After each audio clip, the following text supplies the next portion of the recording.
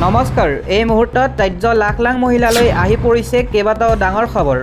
কিয়নো ৰাজ্যৰ প্ৰত্যেকগৰাকী মহিলাক উদ্দেশ্যে মুখ্যমন্ত্ৰী হিমন্ত বিশ্ব শৰ্মাই কৰিছে কেইবাটাও ডাঙৰ ঘোষণা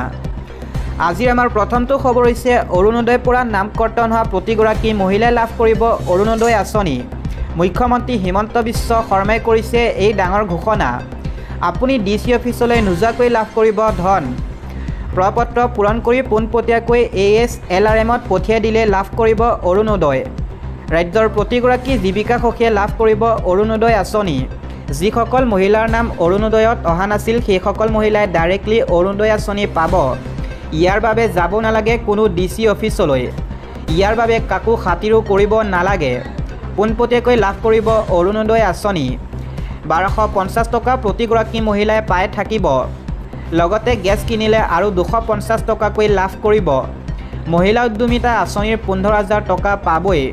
আজিৰ আমাৰ দ্বিতীয়টো খবৰ হৈছে স্কুটি অৰুণোদয় 40000 টকাৰ পৰা তেল ভৰাবলৈ মাহে 500 টকাকৈ এনেদৰে 11টাকৈ চৰকাৰী সুবিধা আপোনাৰ বাবে প্ৰদান কৰিব মুখ্যমন্ত্ৰী হিমন্ত বিশ্ব শৰ্মাই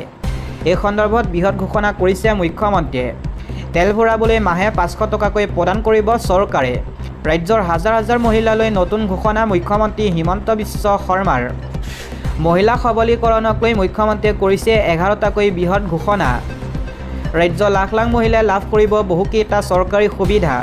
2 লাখৰো অধিক আত্মসহায়ক গোটে 1089 কোটি টকাৰ সামূহিক বিনিয়োগ পুঁজি লাভ কৰিছে আত্মসহায়ক গোটৰ মহিলাই বেংকৰ পৰা লাভ কৰিছে 16000 কোটি টকাৰ ঋণ 8,82,000 লাখপতি বাইদেউলৈকে ৰূপান্তৰ হৈছে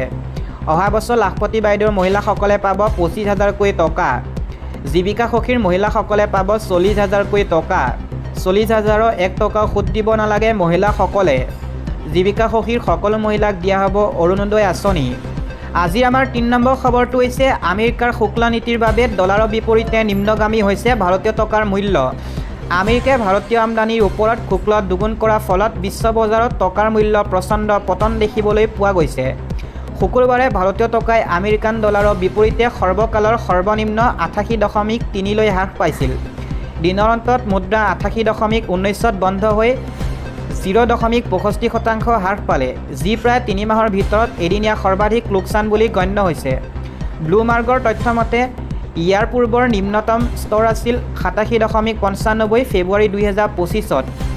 বিশ্লেষকসকলে কোৱা মতে ইউক্ৰেইনৰ সংঘাতৰ মাজত ভাৰতে ৰাছিয়াৰ পৰা তেল কিনি লোৱা পৰিস্থিতিত আমেৰিকাই পূৰ্বৰ 25%